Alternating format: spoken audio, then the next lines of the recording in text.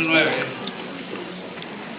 fue otorgado a dos microeconomistas, Elinor Ostrom y Oliver Williamson. En el 2008 recibió esta distinción un macroeconomista, Paul Krugman. En general, cada año se concede el Premio Nobel de Economía a un área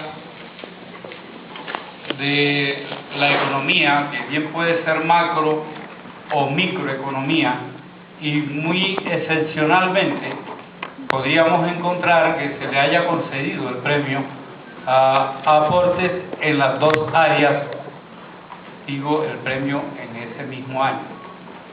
La pregunta que uno podría hacerse es: ¿esta distinción se le ha entregado más al campo de la macroeconomía o más al campo de la microeconomía? La verdad es que habría que hacer una revisión histórica de los premios para llegar a una conclusión en este punto.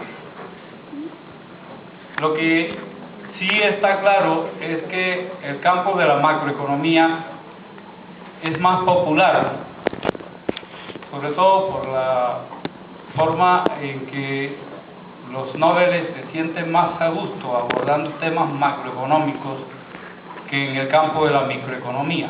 Un ejemplo importante en este sentido es el del Premio Nobel de Economía más conocido por todos en América Latina y desde luego en Colombia, Joseph Stiglitz, quien, a pesar de haber ganado su premio Nobel por trabajo de investigación en el campo de la microeconomía, concretamente problemas de información asimétrica, es mucho más conocido por sus análisis, sus artículos en el periódico New York Times, y que ha sido también publicado este tipo de artículos en periódicos nuestros, en el caso del Estado de Colombia.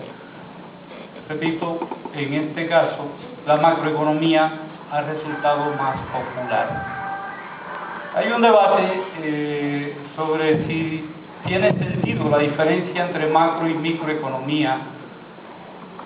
Precisamente recuerdo un amigo y profesor de la Universidad Nacional, Jorge Iván González, quien estaría de acuerdo en que no se hiciera diferencia, que tal vez incluso en las facultades de economía no deberían dictarse cursos diferentes de macro y micro, sino que ojalá se pudiera tener la economía en términos completamente unificados. Yo debo decir que desde luego no comparto esa apreciación, en tanto que pienso que para efectos de análisis y comprensión de los problemas nacionales e internacionales, esta diferencia es de gran importancia. Fuera de que en términos de la enseñanza también resulta bastante fructífera la diferenciación entre la macro y la microeconomía.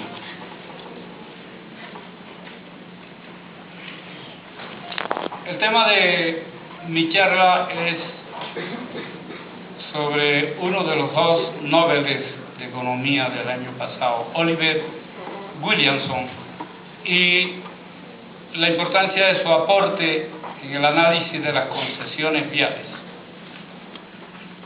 Debo confesar que comencé a estudiar a Oliver Williamson en los años 90 en un curso de teoría moderna de la firma que recibía en mi formación en el campo de economía de posgrado, magíster en ciencias económicas, curso dictado por el profesor Gabriel Misas, y seguí leyendo, seguí estudiando a Williamson como profesor del curso Teoría Moderna de la firma, pero en el pregrado, curso que recibí por encargo de mi profesor en ese momento, Gabriel Misas Arango, a quien desde luego siempre debo agradecerle sus enseñanzas y la oportunidad que me dio para ser docente en la Universidad Nacional.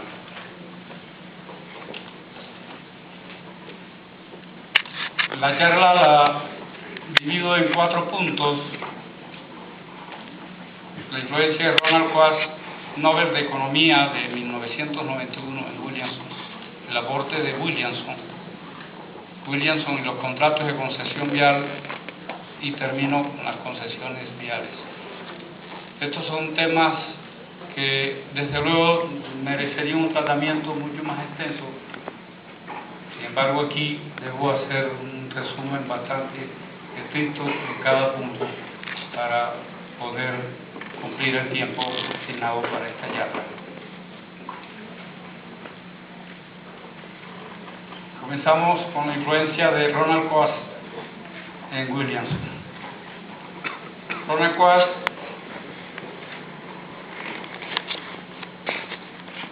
escribió un artículo titulado La naturaleza de la empresa, que le mereció el título, que le mereció la distinción con el Premio Nobel de Economía en 1991.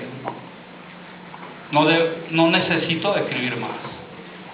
Se puede decir que es el Premio Nobel que ha debido escribir menos para merecer tal distinción. No escribió un libro. Repito, La naturaleza de la empresa es un artículo y con él gana el Premio Nobel de Economía. Yo diría de forma muy tardía, porque lo escribió en 1937 y el premio lo recibe en 1991. Debo decir que en ese momento, en 1937, Ronald Coase tenía 24 años. Hoy, este profesor de distinguidas universidades en Estados Unidos tiene 97 años y hasta hace poco conocí que era docente en esas universidades. Podría decir con toda seguridad que es el premio Nobel más viejo que tenemos en estos momentos en vida, Ronald Coase. Este artículo, La naturaleza de la empresa, lo escribe Ronald Coase porque desde luego entró en una seria contradicción con la teoría económica vigente. La pregunta sería qué encontró en esa época Ronald Coase y cuál fue su aporte. Pues lo que va a encontrar Ronald Coase en los años 30 del siglo XX, cuando escribe su obra, su artículo, es una teoría económica que consideraba que las empresas eran creadas como un resultado de la racionalidad de los agentes. Las empresas simplemente serían el resultado de unos cálculos en términos de la combinación de factores como trabajo, tierra, capital, unos estudios sobre los productos posibles de adelantar en negocios o en actividad productiva, y sencillamente se suponía que los agentes tenían la racionalidad suficiente para combinar factores tomando precios del mercado y poder optimizar el beneficio. La teoría económica en ese sentido sometía el concepto de empresa simplemente a un resultado del mercado, y a los agentes se les daba una capacidad que desde luego no tienen, es decir, una racionalidad hasta el punto de tener una información completa de todo lo que podía ocurrir en el mercado, y también se estaba suponiendo que todos los agentes podían tener la misma información. Se suponía además que los factores como el trabajo, la tierra y el capital eran perfectamente sustituibles, de tal manera que se podía creer que una formalización matemática, digamos una función de producción, podía servir de guía para tomar la decisión de si crear o no crear una empresa. Es decir, implícitamente los agentes contaban con todo a su favor para no equivocarse.